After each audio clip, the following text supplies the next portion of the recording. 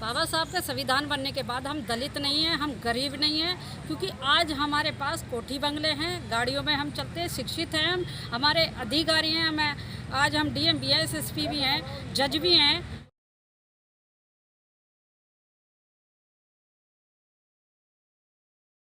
Video में बोले गए शब्द वक्ता द्वारा खुद के अपने व्यक्तिगत विचार हैं, जिससे सुपर जस्टिस न्यूज चैनल का कोई भी प्रत्यक्ष व अप्रत्यक्ष रूप से संबंध नहीं है। हम जब हमारे बाबा साहब का संविधान नहीं था और इस देश में हमारे बाबा साहब का संविधान लागू नहीं था, उस टाइम की व्यवस्था थी जब हमें दबे कुचले, ठीक है, शोषण हमारा होता था, तब हम दलित थे। बाबा साहब का संविधान बनने के बाद हम दलित नहीं हैं, हम गरीब नहीं हैं, क्योंकि आज हमारे पास कोठी बंगले हैं, गाड़ियों में हम चलते हैं, शिक्षित हैं हम, हमारे अधिकारी हैं, आज हम डीएम भी हैं, एसएसपी भी हैं, जज भी हैं, और हमारे क्या कहते हैं 4 बार बहन जी मुख्यमंत्री रही हैं, बहन कुमारी मायावती जी। और फिर भी अगर हम आप इतनी फैसिलिटियाँ बता रही हैं, जब आरक्षण की बात आती है फिर आप अपने आप को दलित कहने लग जाते हैं। आरक्षण की बात आप कहते हो तो कौन से आरक्षण की बात कहते हो? मैं आरक्षण का शब्द आपको बता दूं कि आप बहुत से लोग ये कहते हैं कि आरक्षण नहीं था, प्रतिनिधित्व था, ठीक है। आरक्षण तो अगर ये जो हमारी वर्तमान में जो सरकार है ये कहती है कि आरक्षण ख़त्म करेंगे, हम कह रहे राजनीति का आरक्षण ख़त्म करो ना, क्यों हर साल 10 साल के लिए आप बढ़ा देते हो, है ना। आरक्षण आपने उसको व्यवस्था को ख़त्म करके आप उसे आरक्षण का नाम देते तो वो गलत है, क्योंकि वो व्यवस्था बाबा साहब ने 10 साल के लिए ही तो दी थी ना। वो तो राजनीतिक द्वेष या अपने फायदे के लिए उसको बढ़ाते गए, आप खत्म करें तो दिक्कत क्या है? नहीं, खत्म करो ना, हम भी तो कह रहे हैं कि खत्म करो जो आरक्षण है, हम कह रहे हैं खत्म कर दो, लेकिन सबसे पहले राजनीतिक आरक्षण खत्म करो। जब राजनीतिक आरक्षण खत्म करेंगे ना तो पता पड़ जाएगा कि जो बाबा साहब के जो है संविधान के द्वारा हक अधिकार प्राप्त करके और हमारे वोटों से जीत के जो आज संसद भवन में जाके अपने आप को जो है बिल्कुल जो है एक पट्टा पहन के और चुपचाप बैठ गए, हमारी आवाज़ नहीं उठाते, तो हम उन्हें कैसे कह सकते हैं कि वो हमारे प्रतिनिधित्व करते हैं। वे दलित समाज के या बहुजन समाज के कहें बहुत से संगठन बने हुए हैं। आज के टाइम में अगर बात की जाए तो संगठन इस प्रकार से बने हैं, हर गली, हर मोहल्ले, हर चौक पे अलग अलग संगठन मिल जाते हैं। हाँ। लेकिन धरातल पे कोई दिखाई नहीं देता। देखिए, बाबा साहब ने कहा था, अपने जो उनका जो जीवन था ना, पूरा जीवन, उन्होंने 3 शब्दों में उसे अपनी पूरी जीवनी को बता दिया। वो क्या था? शिक्षित बनो, संगठित रहो और संघर्ष करो।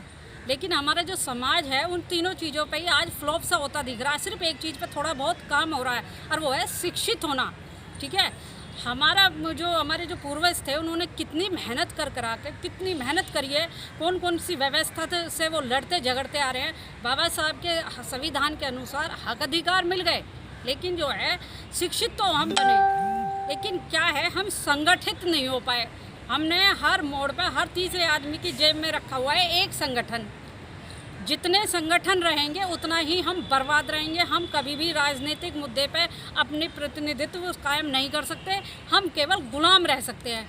इसलिए मेरा तो सिर्फ एक ही मानना है कि हमें संगठन नहीं खेलना, हमें सिर्फ एक साथ मिलकर एक प्लेटफॉर्म पे आना है और मिलकर संघर्ष करना है। आखिर ये कब तक पॉसिबल है? क्या हो पाएगा? जिस प्रकार से सब अपने आप को राष्ट्रीय अध्यक्ष बता रहे हैं, बड़ी फैसिलिटियाँ ले रखी राष्ट्रीय अध्यक्ष के नाम से, चंदा लेते हैं और काम करते हैं।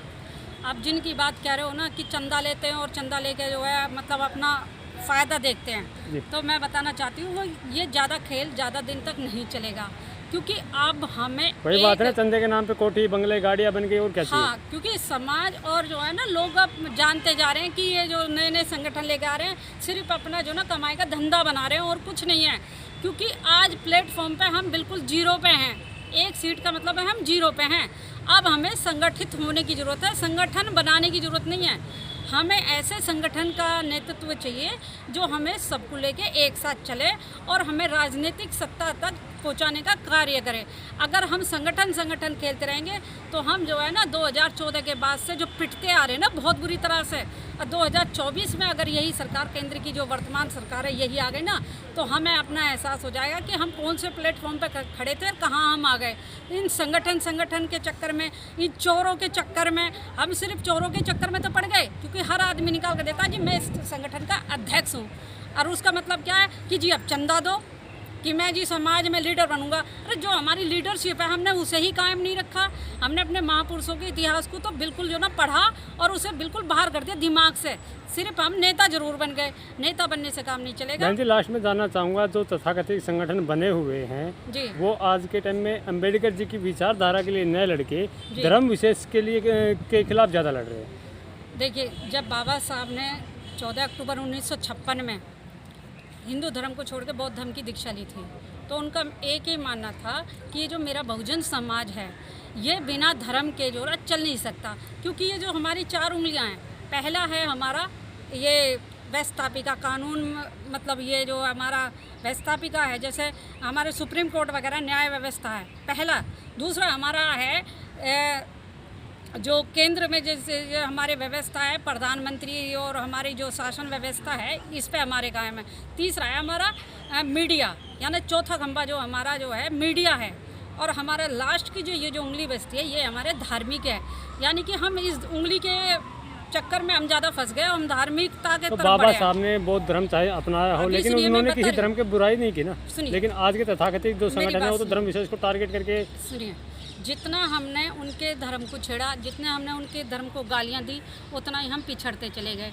हमने जो ना 25 दिसंबर को मनुस्मृति जलाने का काम करा, वे लोग और मतलब चौकस हो गए। उन्होंने क्या करा, उन्होंने हमारे बाबा साहब का संविधान जलाना शुरू कर दिया। आज हम कहते हैं हमारे बाबा साहब के संविधान को कोई हाथ लगा के देखे, हम ये कर देंगे, हम मार देंगे, चीर देंगे। मैं ये कह रही हूँ वो संविधान को हाथ नहीं लगाएंगे, वो संविधान के ऊपर अपना संविधान रख देंगे, तो आपका संविधान तो वैसे ही खत्म।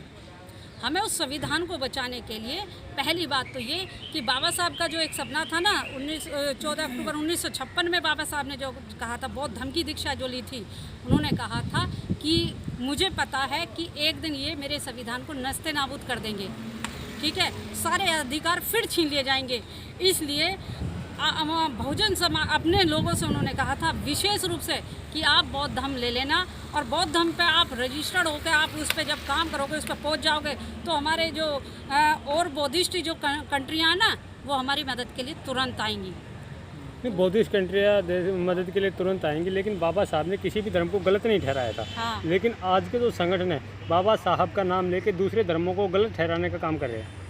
हमने अपने दुश्मन इकट्ठे करे हैं, ठीक है ना। बाबा साहब ने कभी जो है किसी भी हिंदू देवी देवता को गाली नहीं दी, बाबा साहब ने कभी किसी का विरोध नहीं करा। उन्होंने सिर्फ ये करा, हिंदू हो मुस्लिम हो तो किसी धर्म का विरोध नहीं करा।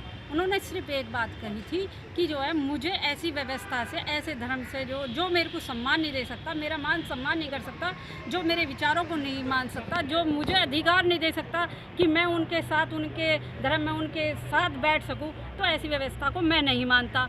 मैं ऐसे धर्म को मानता हूं कि जहां मुझे बराबरी का अधिकार मिले, जहां मुझे जो है, अगर जैसे आप जानते हो अगर मस्जिद में जाओगे, अगर कोई एक जो है रिक्शे चालक भी है, मोमडन है, और नमाज पढ़ने जाएगा और उसके सामने कोई बादशाह भी बैठा है, तो वो बादशाह जो है उसके पीछे आके बैठेगा रिक्शे वाले के, वो समानता है। लेकिन हमारे इनमें जो ये जो व्यवस्था है ना हिंदू धर्म की, इसमें हमें अगर समान अधिकार हमें दिए जाते, हमें हक अधिकार दिए जाते, हमें भी वो अधिकार दिए जाते जो उन्होंने अपने लोगों को दिए हुए हैं, तो बाबा साहब क्यों जाते हैं इस बौद्ध धर्म में? किसी भी धर्म में असमानता नहीं है, लेकिन व्यक्ति विशेष की विचारधारा असमानता पैदा करती है। नहीं, बौद्ध धर्म में सबको समान अधिकार दिए गए हैं। वहाँ जातिवाद नहीं है, वहाँ भेदभाव नहीं है, वहाँ छुआछूत नहीं है, वहाँ पे सिर्फ 2 जातियाँ हैं, एक स्त्री और एक पुरुष।